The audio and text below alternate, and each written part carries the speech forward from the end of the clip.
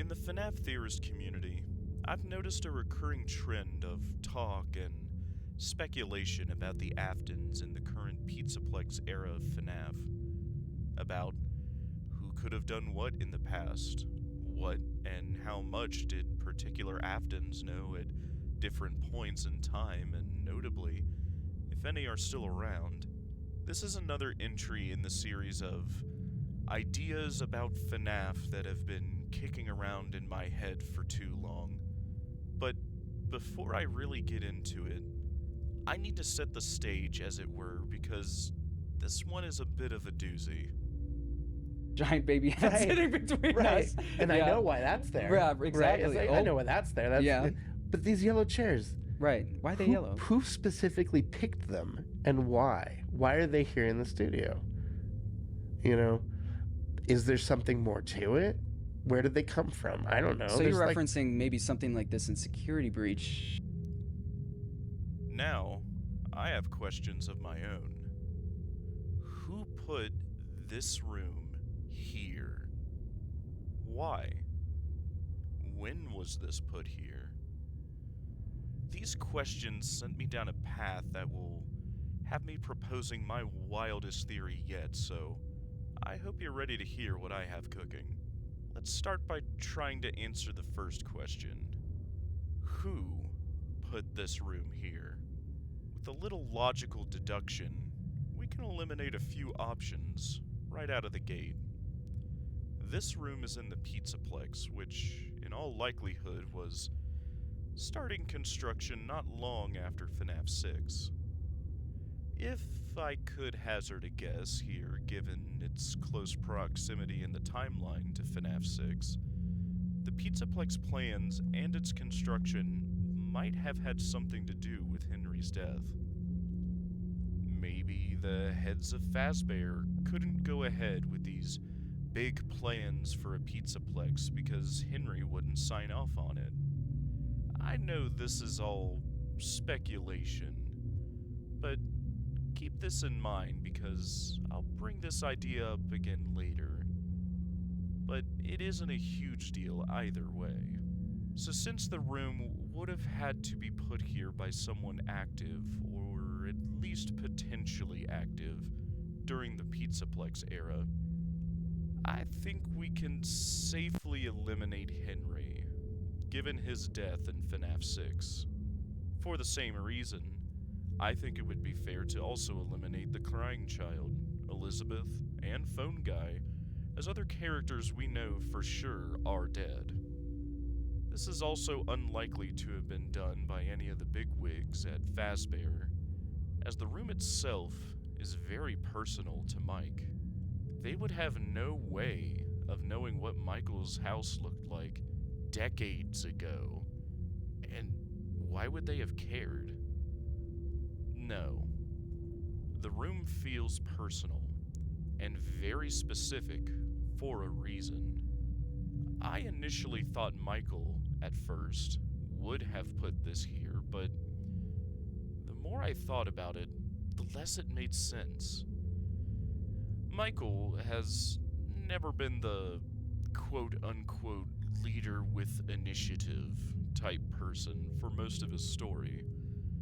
Whether it's with his father William, or later Henry, Michael seemed more like a nose to the grindstone, I am a doer but tend to let others tell me what to do type person. This isn't to say he is incapable of making his own decisions, as he quite clearly breaks from his father at a certain point, which has yet to be clarified, but that might be its own theory for another day. It's just Mike seems to work best when he is given a set of tasks, wound up, and pointed in that direction. So while I admit it could still possibly be him that put the room there, I personally don't think he is. But if it's not Michael, then who could it have been? Because while I don't think the room was made by Michael, I do think it was made for Michael. Someone who knew what his old house looked like and cared for him enough to commission it being added to the structure of the Pizzaplex during construction. Because there's no way there's that much dead space between the walls of the Pizzaplex, as that takes up a lot of the existing valuable floor plan and would increase the cost for no reason. And we all know Fazbear loves to step over dollars to pick up dimes, but that would be over the top wasteful. I also don't believe it was Glitch Trap, as regardless of what you think Glitch Trap actually is, it seems pretty solid that he was introduced to the Pizzaplex long after its construction, at least if we can take the books at face value in regards to timeline. Although I would argue, depending on when exactly you think FNAF 6 happened, there still seems to be a period of at least a few years between FNAF 6 and the Pizzaplex opening. Facilities of that sheer scale don't get built overnight, or even a few months. Even with Fazbear cutting every corner, it would have likely taken a minimum of a year to make a building of that size. Ergo, it couldn't have been Glitch Trap if the Pizzaplex was already finished and opened by the time he is introduced to it. No. I think that person is Mrs. Afton. Yes, I know. This is one of those characters that is almost entirely a character in theoretical hypostasis limbo than in reality. Which is to say, her existence is almost entirely implied rather than stated or shown, with the big obvious point being, unless William is part SpongeBob and reproduces by budding, there is indeed a Mrs. Afton. Okay, yeah, sure, USG, I can hear you saying. Most everyone agrees that she does exist, and is probably still alive in universe, but that doesn't mean she is relevant to the plot. We have seen nothing that shows she is relevant in the modern Pizzaplex era of FNAF. Well, with all other options eliminated, I would argue there is a very strong likelihood that she is relevant to the current era of FNAF, and she was the one to put Michael's room in the Pizzaplex.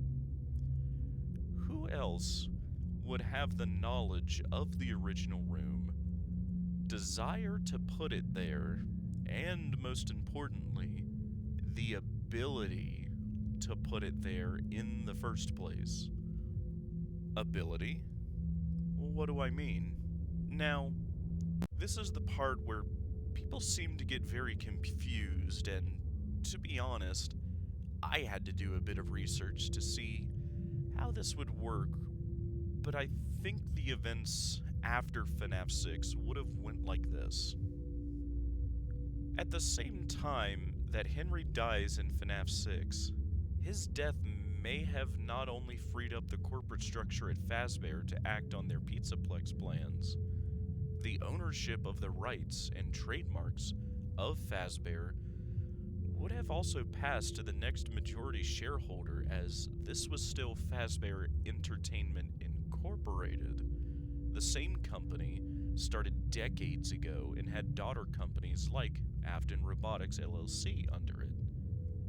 We know some variation of this would have happened because at the end of the canon completion ending in FNAF 6, the narrator says, quote, Fazbear Entertainment is no longer a corporate entity. If Fazbear Entertainment was dissolved by Henry before the last night of FNAF 6, those rights and trademarks would have had to have gone somewhere. Now, usually when a company like that is dissolved, the rights and trademarks are sold at auction. But rarely, if they are not sold, then they will go to the shareholders. And since Henry's wife was outright stated in the Silver Eyes to have divorced Henry and ergo would not have had any claim to anything of Henry's after that point.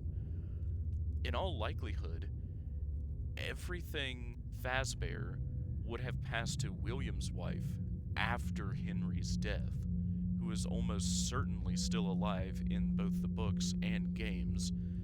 And since she is never stated to actually divorce him, all of William's, presumably majority at that point, shares would have passed to her, as William was missing for years by that point and had likely been declared legally dead long before the end of FNAF 6. Then, with the power to reform Fazbear Entertainment Incorporated, Mrs. Afton, much like game theory theorized, learned what William was trying to do. She decided to go bigger scale to harvest Remnant and save her family, and started with both the animatronic rental service and greenlit the Pizzaplex as a mass remnant harvesting operation.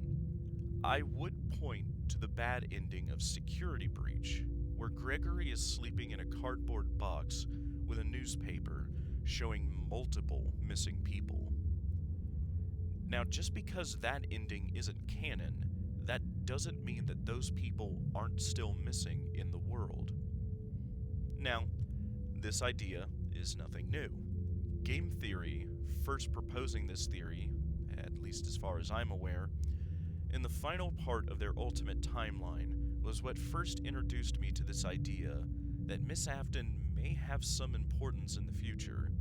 But there is another point of evidence I've been shown sporadically through the years of watching other theories that I have never seen connected to this. Well, not outright proof, but in point of logical deduction, let's call it so far. This scene here. There is a lot to analyze here, but what catches your eye first? For me, it's the very depictions of the staff bots themselves. We see an older boy bot, a circus baby adjacent bot, a bot with a top hat and cape, and a bot without a head. But we see one more bot seated at the head of the table. A bot that is clearly being depicted as the mother in this family seated together, which is odd. One would assume William, being the father, would be the one seated at the head of the table. And just to reiterate to those who likely already know to drive home the point, the head of the table, at least in American culture, is reserved for whoever is leading or organizing the meal, get-together, prayer, all of the above, or whatever brought them all together to the table. For example, while my grandma was still alive when I was younger and the entire family was gathered at the farmhouse, usually for a holiday meal, her, being the sort of matriarch of the family, always sat at the head of the table and led the prayer. I assume most of you listening have or have seen something similar. So, to have Mrs. Afton, a character who some still insist is irrelevant to the plot, seated at the head of the table with William seated to her side, what does that tell us? Or a better way to ask might be, why are we being shown this?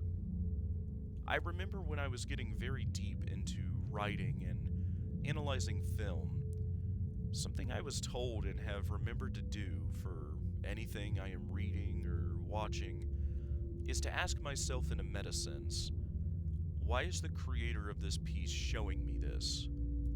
Most of the time, writers who know what they're doing aren't going to include meaningless scenes or descriptions in their work because that's just extra work for no point. I also want to jump in here to quote Scott himself from his latest Doco interview. I was trying to tell Steel Wool to do specific things throughout the game, put specific items in specific places, have specific characters do certain things. Put specific things in specific places, huh? Putting this very specific scene in one of the most lore-dense rooms in Security Breach, where the doors themselves are labeled Cassidy Door in the game files. Everything about this table scene feels like something would tell Steel Wool to put here.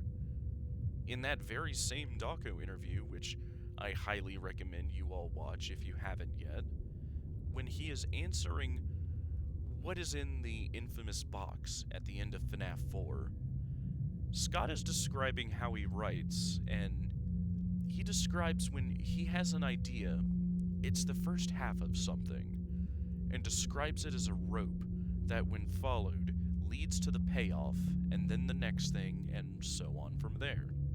Well, he was talking about the box in this instance. I also wonder if this scene of the Afton bots at the table, with Miss Afton at the head, is the first half of something.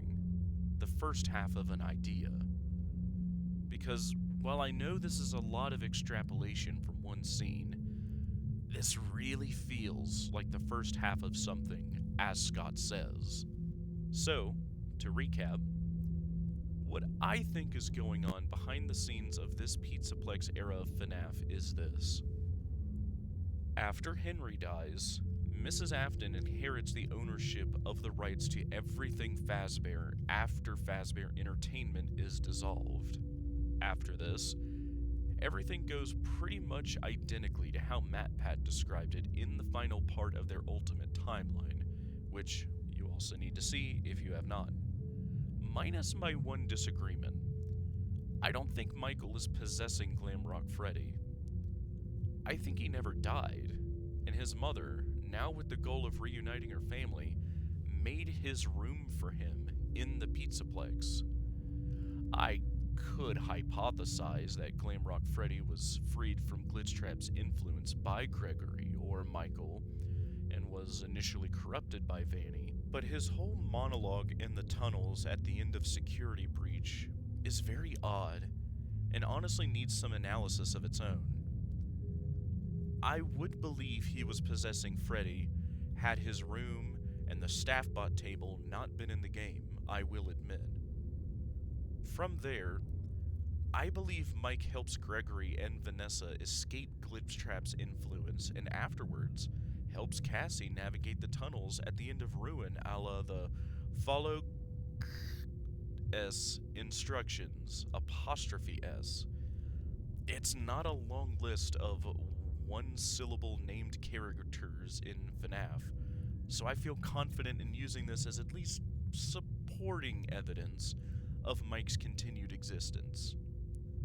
Added with the additional supporting evidence of the deleted FNAF AR email using his name and the translated wall code in his own room, I might add, which, when reading the translated message by the Reddit user numbers2134, says this: "By destroying and repairing things, I created life.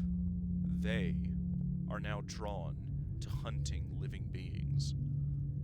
Although they are not alive, only artificial, they are still perceptive.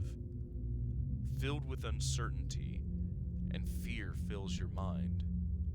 Yet the joy of your achievements shall cause no direct pain.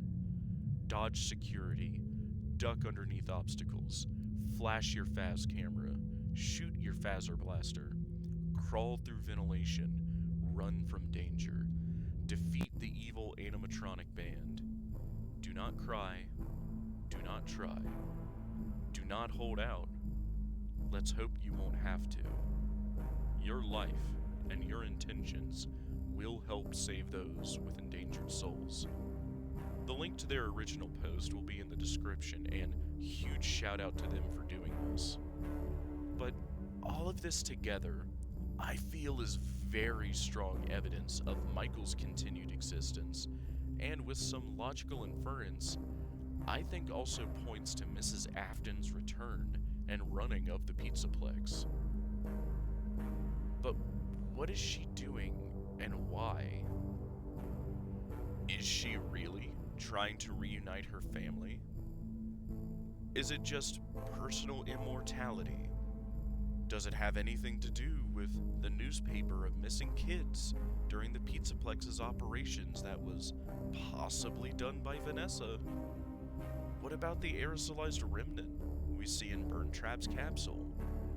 What about Gregory? All of this and more will be explained in part 2, so keep an eye out for that video, and thank you for watching.